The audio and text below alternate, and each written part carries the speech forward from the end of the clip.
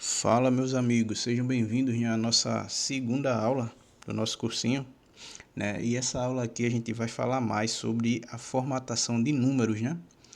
E por que isso é importante? No Excel, se você não formata o número de forma adequada, ele vai ter só aquele número cru. Então, vamos dizer aqui, se não tivesse esse cabeçalho aqui em cima, a pessoa que estava vendo não iria saber que isso daqui é em valor, né? Aqui seria o que? R$ 1.000, R$ 2.500. Mas aqui não está em formato de moeda, aí está em formato de número. Então eu não sei se porque eu não sei em que moeda que é isso, se é real, se é dólar, por exemplo, né? Então fica uma coisa ruim de apresentar. A pessoa que vai estar vendo o arquivo, o relatório, ele não vai estar entendendo muito bem o que é aquilo, né? Desconto da mesma forma. Então aqui está o número cru, não está o valor em formato de desconto, de porcentagem, né? Melhor dizendo. Então é importante vocês saberem isso porque vai ficar um arquivo mais apresentável, né? Então vamos dar andamento. Primeiro, formatação de moeda, né? Na aula anterior, quando a gente estava fazendo somente a introdução ao curso, eu já tinha mostrado, né? A moeda a gente formata assim, ó. Existe esse atalho aqui, porém, se você clicar nessa setinha aqui, formato do número, ele vai abrir esse menu aqui para você. Então aqui nesse menu você consegue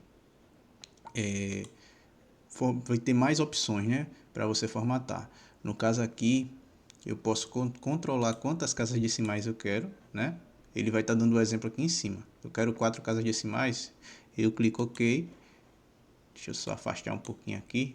Ele botou mais 2 casas decimais, ficou 4 casas decimais aqui nessas células, né? Se eu quiser deixar o negativo vermelho, se for negativo, fica vermelho. Então eu clico aqui embaixo, ó, dou um OK. Tá tudo preto porque não tem nenhum negativo, mas se eu colocar um menos aqui na frente, ele vai ficar negativo, certo? Então vamos lá.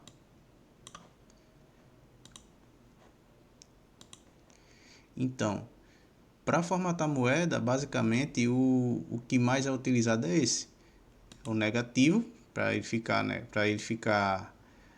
vermelho quando tiver negativo, né, que seriam esses dois aqui, e o normal, que é o preto, né? Eu vou botar aqui para ficar as 2 casas decimais, que é o que já tá,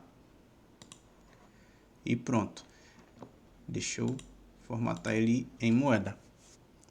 Então, para formatar em moeda é basicamente isso. Eu quero formatar com porcentagem, né? No caso seria essa coluna aqui de desconto, né? Porcentagem, eu tenho esse atalho aqui, ó.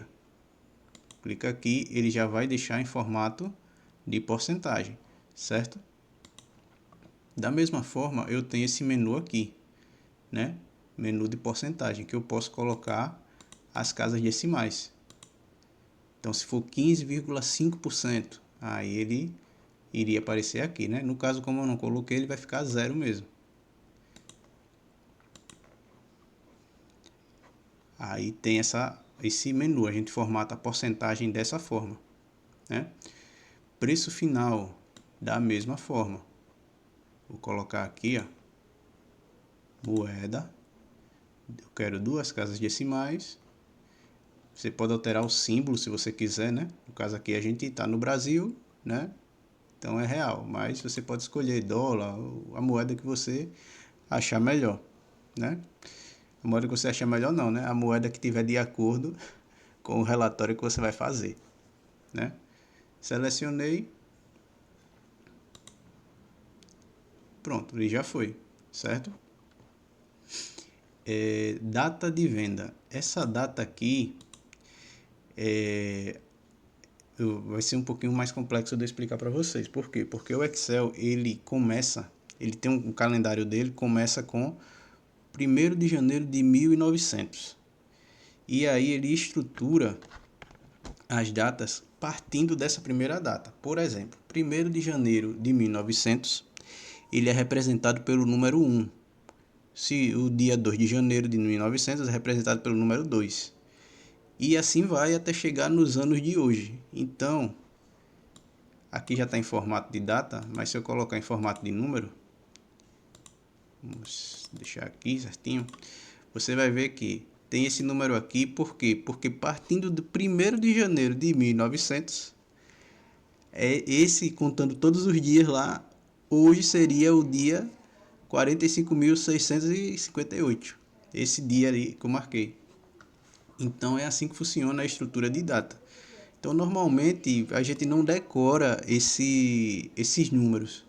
Normalmente a gente já digita direto. Então se eu quiser colocar dia 7 do 9, 7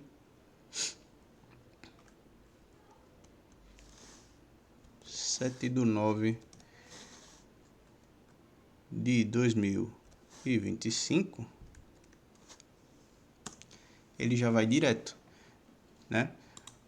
Mas só para vocês terem uma ideia, se eu colocar 1 do 1 de 1900,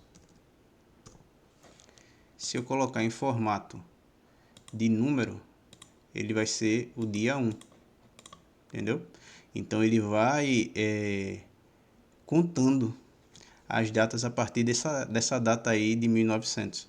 Então por isso que a data de venda é quando a gente formata, né? As datas quando a gente formata em número, aí fica desse jeito, né? A gente não entende nada, mas é porque ele segue essa lógica, o Excel ele segue essa lógica.